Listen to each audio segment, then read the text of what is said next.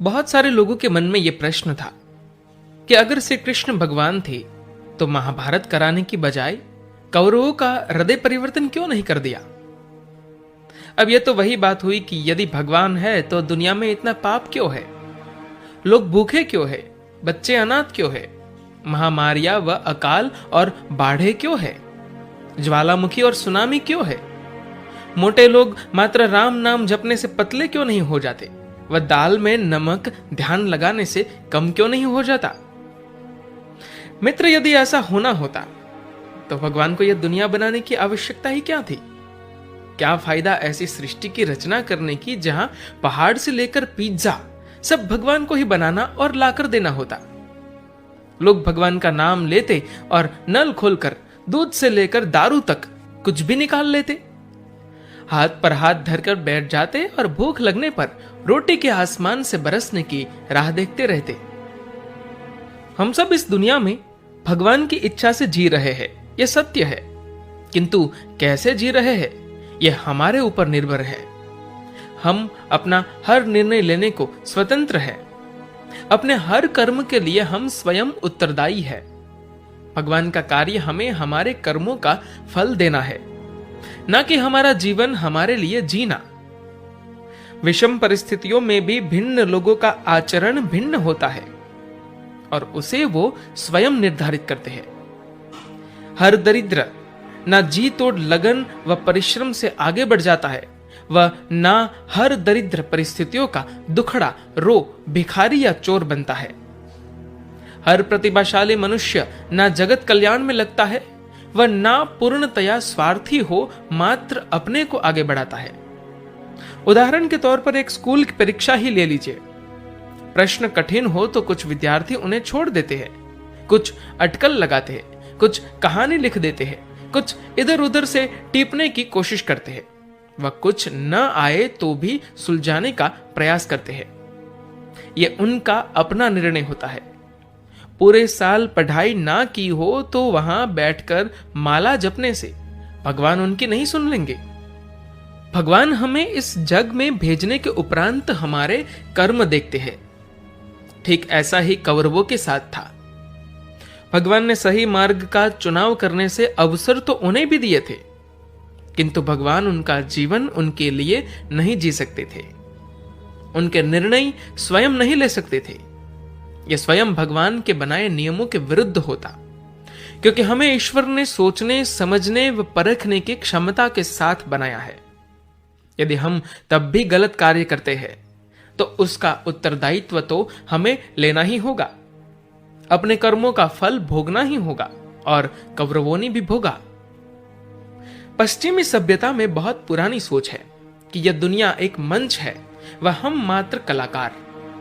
इस सोच का एक अर्थ यह भी है कि हमारा निर्देशक ईश्वर है, वह हम जो करते हैं उसकी इच्छा से, यानी हमारा अपना कोई उत्तरदायित्व नहीं है, क्योंकि हम तो ईश्वर द्वारा लिखित पंक्तियां दोहरा रहे हैं, ईश्वर द्वारा निर्धारित कार्य कर रहे हैं। यही सोच शेक्सपियर ने अपने कई नाटकों व कविताओं में दोहराई है। अपने प्रसिद्ध 7 स्टेजेस ऑफ मैन से लेकर किंग लियर व मर्चेंट ऑफ वेनाइस तक, यहां तक कि ग्रीस की पुरातन सभ्यता में भी यही सोच दिखती है। उद्देश्य वही है कि हम मात्र कठपुतलिया है व डोर ईश्वर के हाथ है। जैसे वो नचाता है हम नाच लेते हैं, किंतु सनातन धर्म की सोच इससे भिन्न है। हम कर्म व कर्म के पीछे के उद्देश्य को प्राथमिकता देते हैं। वह मानते हैं कि अपने कर्मों के लिए हम स्वयं उत्तरदायी है। भगवान के दिखाए मार्ग पर चलना अथवा नहीं हमारा अपना निर्णय है। भगवान हमें फल से ध्यान हटाकर निष्काम कर्म करने की प्रेरणा देते हैं। हमें अपने इरादे नेक रखने की सलाह देते हैं। अपने विचार व आचरण धर्म संगत रखने को कहते हैं, किंतु क्या करना है यह निर्णय हम पर छोड़ते हैं। गीता में भगवान ने अर्जुन के हर प्रश्न का उत्तर दिया, उनकी हर शंका का निवारण किया, उन्हें कर्म करने के लिए प्रेरित किया, किंतु निर्णय अर्जुन पर ही छोड़ दिया। भगवान का हाथ थामकर युद्ध करना अथवा संन्यास लेकर वन को चले जाना अर्जुन का अपना निर्णय था। अर्जुन ने सही रास्ते का चुनाव किया। वो गलत रास्ते का भी चुनाव कर सकते थे, वह इसके लिए स्वतंत्र भी थे, ठीक कौरवों की तरह जिन्होंने अधर्म का चुनाव किया। दुर्योधन को किसी ने विवश नहीं किया था पांडवों को द्युत क्रीड़ा का न्योता भेजने को, और ना किसी ने उसे विवश किया था छल से उनका राज्य हड़पने को। द्रौपदी का अपमान करने की कोई आवश्यकता नहीं थी उसे, और ना संधि के हर प्रस्ताव को ठुकराने की। शांति का अंतिम प्रयास करने कृष्ण स्वयं गए थे। अतः कौरव अपने विनाश के लिए स्वयं उत्तरदायी थे। यदि पापी को दंड ना दिया जाए तो वो दुष्ट हो जाता है और समाज में अराजकता बढ़ जाती है। प्रजा का विश्वास न्यायपालिका से उठ जाता है, वह लोग अपना न्याय स्वयं करने लगते हैं, और जब दोषी अपना दोष स्वीकार करने को तैयार ही ना हो तो दंड एकमात्र उपाय बचता है।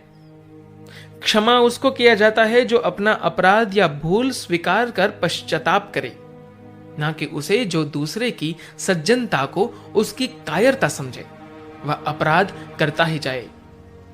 इस नाते भी कौरवों का विनाश होना ही न्याय संगत था।